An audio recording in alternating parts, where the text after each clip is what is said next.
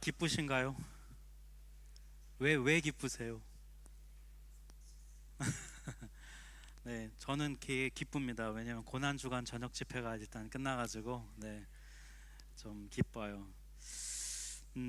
정말 우리가 부활주일의 기쁨을 잘 누리는 것이 우리에게 참 신앙에 중요한데요. 지난 사순절 동안 우리가 요한복음 말씀 통해서 예수님과 동행하였습니다. 이전보다 여러분 예수님을 더 많이 알게 되셨는지, 또 예수님과 더 친밀해지셨는지 모르겠어요. 저는 개인적으로 올해 2026년에 요한복음을 사순절에 묵상하면서 요한복음이 이런 복음서였나, 좀 이전보다 훨씬 더 말씀을 더 깊이 많이 깨닫게 되고, 예수님의 말씀이 좀 다른 복음서에 비해서 더 많이 있어서 그런지 예수님의 마음을 좀 더 많이 느꼈던 그런 올 한 해였습니다. 고난주간 하면 여러분 왠지 좀 무거워야 할 것 같고 또 슬퍼해야 할 것 같은 그런 마음이 들죠. 그렇게 한 주간 보내다가 갑자기 부활주일이라고 갑자기 또 기뻐해야만 할 것 같은, 네, 우리의 막 감정의 요동침이 이 한 주간에 있지요. 교회 절기가 우리에게 가르치고 또 훈련한다는 것에 있어서 이 부분은 의미가 있기는 합니다. 이렇게라도 우리가 정해진 기간에 주님과 함께 동행하는 것이니까요. 하지만 우리 신앙이 계속 그렇게 슬퍼해야 할 것 같고 기뻐해야 할 것 같은 흐름에 맞춰서 의무감으로만 반응한다면 안 될 것입니다. 어떻게 하면 여러분 우리의 신앙이 형식적으로, 그리고 그냥 의뢰 그래야 하니까 슬퍼하고 기뻐하는 그런 게 아니라 정말 마음에서 우러나오는 슬픔, 마음에서 우러나오는 기쁨을 가지고 고난주간과 부활주의를 맞이할 수 있을까요? 그 방법이 무엇일까요? 오늘 말씀을 통해서 저는 그것을 여러분과 함께 좀 나누고 싶어요. 오늘 본문이 속한 요한복음 20장은 예수님의 부활을 직접 보고 경험한 사람들의 반응이 기록되어 있어요. 이미 앞서 영상을 보셨지만 안식 후 첫날 일요일 아침 일찍에 마리아가 예수님의 무덤을 방문했어요. 그런데 무덤이 비어 있다는 것을 보게 됩니다. 놀란 마리아는 빨리 뛰어가서 베드로와 요한에게 무덤이 비어 있다고 얘기를 전합니다. 그 소식을 듣고 두 제자가 빈 무덤에 달려가 봤더니 마리아의 말대로 무덤이 비어 있었어요. 오늘 본문 앞 6절과 7절을 보면 이렇게 되어 있습니다. 시몬 베드로가 무덤에 들어가 보니 세마포가 놓였고 또 머리에 쌌던 수건은 세마포와 함께 놓이지 않고 딴 곳에 쌌던 대로 놓였더라. 이게 무슨 말이냐면 예수님의 시신이 마치 미이라처럼 세마포로 이렇게 쌓여져 있었는데 그 형태 그대로 놓여져 있고 몸만 살짝 빠져나와 있는 상태라는 것을 말합니다.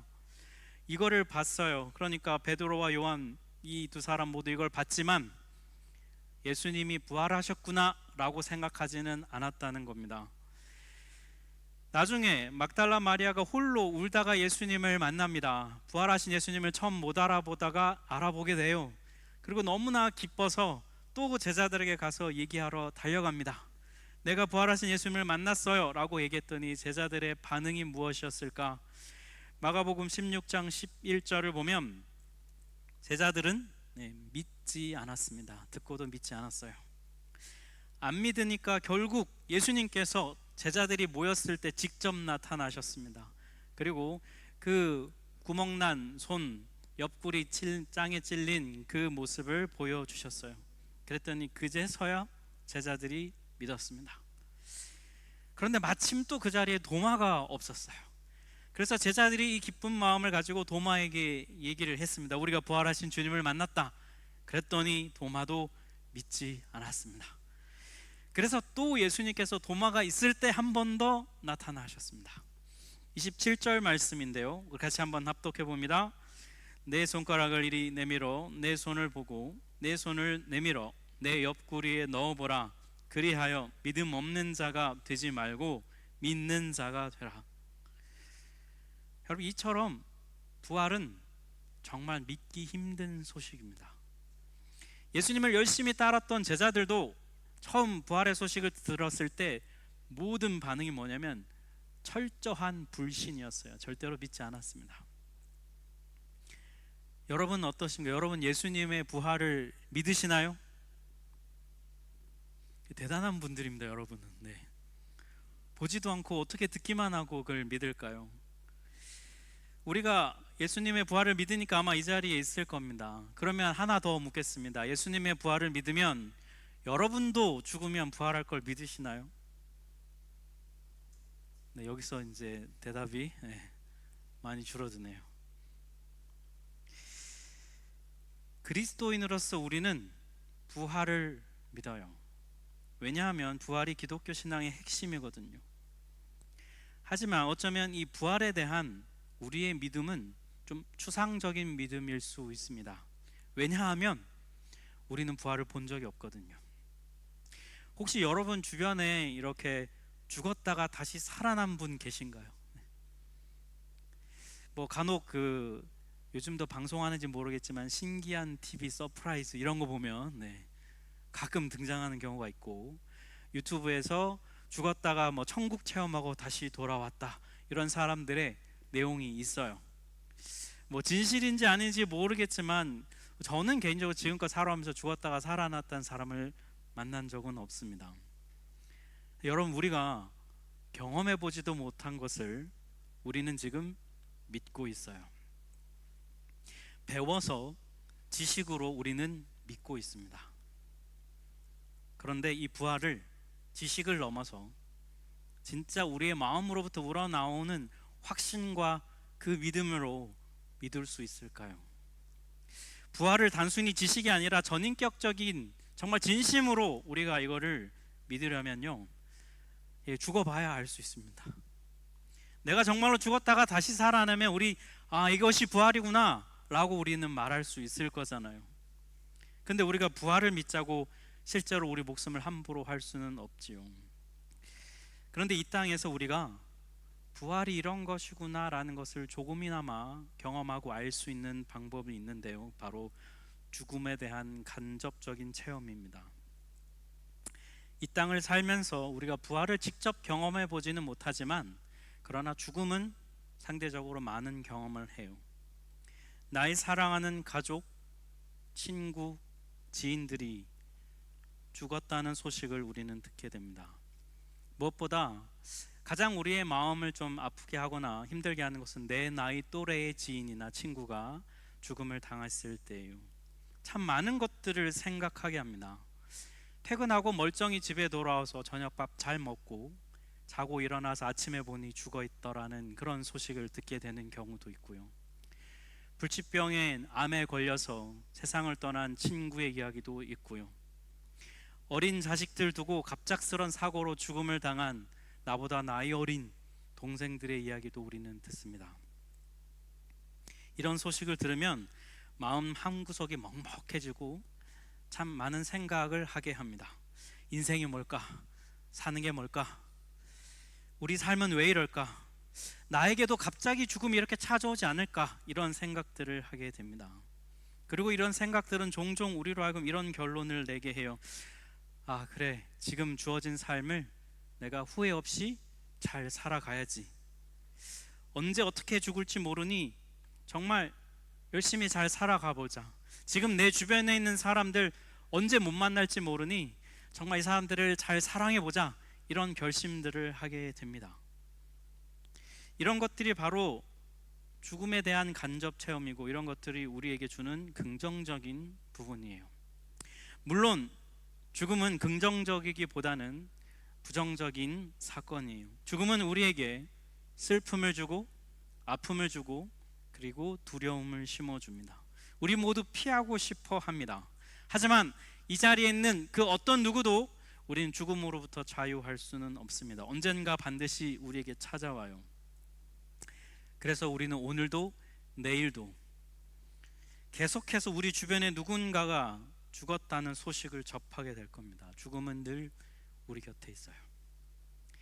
그렇게 주변 사람들의 죽음을 접할 때마다 죽음은 우리 자신 스스로를 돌아보게 해요. 나는 뭘 위해 살아가고 있을까? 내가 이렇게 지금 열심히 집착하며 살고 있는 이것이 어떤 의미가 있을까?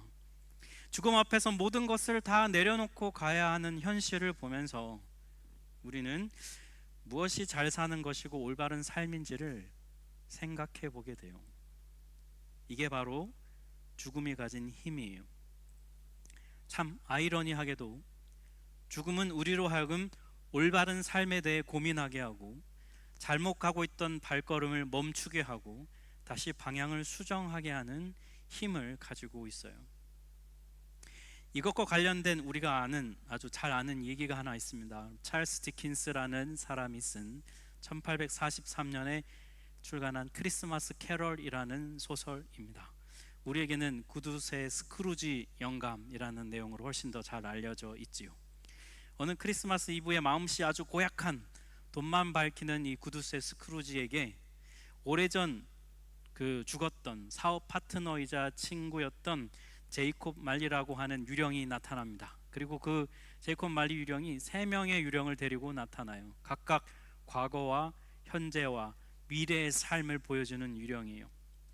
그래서 스크루지가 꿈속에서 그것을 경험하는데 마지막 미래의 부분이 중요합니다. 미래의 유령은 스크루지의 무덤을 보여줘요. 지금처럼 그대로 살던 스크루지가 마지막 죽음의 순간이 됐을 때 아무도 그의 곁에 없는 외롭고 쓸쓸한 삶을 보여줍니다. 그리고 그가 드디어 죽자 사람들이 그의 죽음을 막 기뻐하면서 그가 평생에 열심히 모았던 그의 재산을 사람들이 막 가져가는 그 장면을 목도하게 돼요. 그리고 이 미래 유령이 한 무덤을 보여주는데, 그리고 거기 비석을 보여주는데 굉장히 쓸쓸하게 버려진, 전혀 관리도 안 된 사람들로부터 외면당한 무덤을 보여주는데 그 비석에 스크루지 자신의 이름이 써 있는 것을 보게 되죠.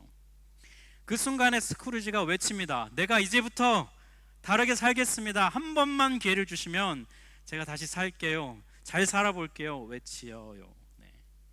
그리고 그 순간 꿈에서 깨어납니다. 그리고 현실로 돌아온 스크루지가 새 사람이 되어서 산다는 그런 소설의 내용이에요. 이거 소설인데요, 우리는 아주 중요한 통찰을 하나 여기서 발견해요. 뭐냐면 그렇게 고약하던, 절대로 바뀌지 않을 것 같던 이 스크루지가 변화할 수 있었던 힘은 뭐냐면 바로 죽음 때문이라는 거예요.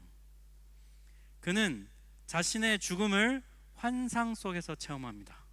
실제가 아니었어요. 그런데 그가 체험했던 죽음이 그를 새로운 삶으로 이끌어 갔다는 거예요.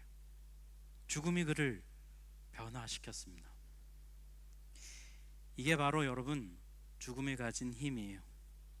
분명 죽음은 우리에게 슬픔과 아픔을 줍니다. 사실이에요. 하지만 동시에 죽음은 우리로 하여금 적어도 그리스도인인 우리에게 죽음은 부활의 삶을 향해 나아가게 하는 힘이기도 해요. 죽음을 경험할 때 사람은 새로워집니다. 반대로 말하면 죽음을 맛보지 않은 사람은 새로워질 수 없어요. 바울은 갈라디아 2장 20절에서 이걸 이렇게 선포합니다. 같이 한번 합독해 보겠습니다. 내가 그리스도와 함께 십자가에 못 박혔나니 그런즉 이제는 내가 사는 것이 아니요 오직 내 안에 그리스도께서 사시는 것이라. 그리스도와 함께 죽음을 경험했더니 이전과는 다른 새로운 삶, 그리스도와 함께하는 삶을 살게 되었다라는 거예요. 죽지 않으면 절대로 알 수 없고 경험할 수 없는 삶이 부활의 삶이라는 것이죠. 부활은 단순히 죽었다가 다시 살아나는 것을 말하지 않아요. 그거는 소생이라고 합니다. 부활은 소생과 달라요. 성경이 말하는 부활은 새로운 삶이에요. 이전과는 다르게 사는 삶, 그게 바로 부활의 삶이에요. 예수님을 삶의 주인으로 인정하기 전에 우리의 삶은 죄의 죄의 지배 아래서 살게 됩니다. 우리 안에 있는 교만, 욕심, 시기와 질투, 미움, 음란, 게으름, 원망과 불평, 이간질, 이런 삶을 살게 됩니다. 그게 바로 죽음의 삶이죠. 그런데 여러분, 영접 이후에 부활의 삶이 우리에게 허락되고 그것이 열렸다는 거예요. 이전과는 다른 삶을 살 수 있는 길이 열렸습니다. 근데 많은 그리스도인들은 이걸 잘 깨닫지 못합니다. 부활의 삶의 비밀을 잘 누리지 못해요. 여전히 자신이 죄의 종인 것처럼 이 땅을 살아가고 있습니다. 그래서 자신의 죄성을 대면할 때마다 자신의 의지로, 자신의 힘으로 그것들을 꾹꾹 누르며 참으며 살아가요. 그것은 부활의 삶이 아니에요. 부활의 삶은 어떻게든 착하게 살아보려고 이 악물고 의지로 버텨내는 그런 자기 의로움으로 살아가는 삶이 아닙니다. 부활의 삶은 내 안에서부터 죄로부터 자유케 된 새로움의 능력이 내 안에서 나를 다스리는 삶이 부활의 삶이에요. 그것은 죄에 대해서 죽어야 가능한 겁니다. 죄를 참고 버티고 인내하는 것이 아니라 죄에 대해서 죽어야 가능한 삶이에요. 죄에 대한 죽음만이 우리를 부활의 삶으로 인도합니다. 그러니 여러분, 우리가 그리스도인으로서 여전히 불순종하고 죄에 빠졌을 때 우리는 회개하며 돌이키며 선포해야 합니다.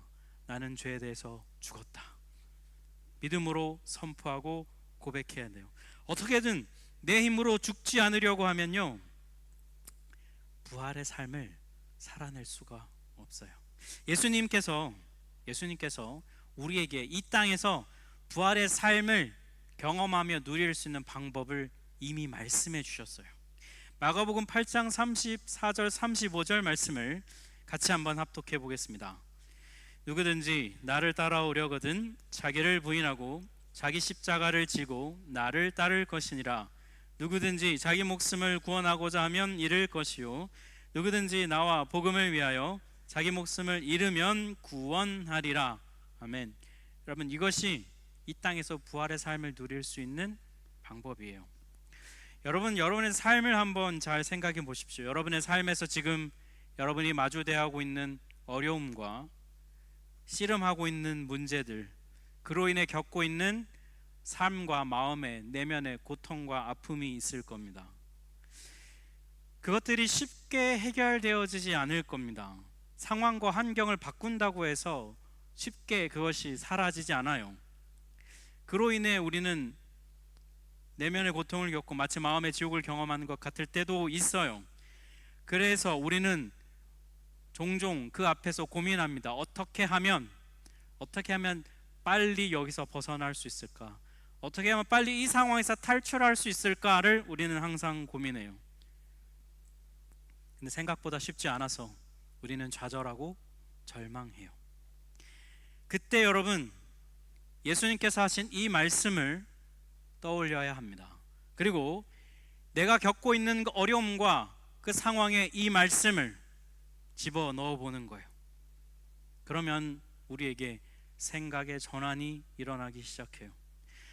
어떻게 하면 여기서 벗어날까? 어떻게 하면 여기서 벗어날 수 있을까를 고민하는 게 아니라 이 말씀을 기억하면서 상황에 넣어보면 이런 생각을 하게 됩니다. 지금 나를 어렵게 하고 힘들게 하는 이 상황, 이 문제에 대해서 나 자신을 부인한다는 것은 무엇일까? 이 상황에서 자기 십자가를 지고 따르라 하시는데 내가 져야 할 십자가는 무엇일까? 이 상황에서 지금 내가 어떻게 하는 것이 주님을 따르는 것일까?